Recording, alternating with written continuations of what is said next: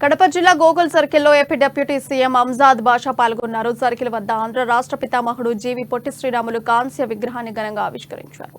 ఆంధ్ర రాష్ట్ర పితామహుడు జీవి పొట్టి శ్రీరాములు కాంస్య విగ్రహాన్ని ఆవిష్కరించడం తన అదృష్టంగా భావిస్తున్నానన్నారు. వైఎస్ జగన్ ప్రభుత్వం వచ్చిన తర్వాత కడప నగర రూపురేఖలు మార్చే అంశంలో అనేక అభివృద్ధి కార్యక్రమాలకు శ్రీకారం చుట్టడం జరిగిందన్నారు.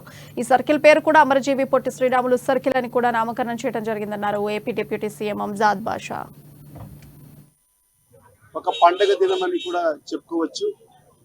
ఆంధ్ర రాష్ట్ర పితామహుడు అమరజీవి పొట్టి శ్రీరాములు గారి ఈరోజు కాంస్య విగ్రహాన్ని ఈరోజు ఆవిష్కరించడము నిజంగా నా అదృష్టంగా నేనైతే భావిస్తున్నాను.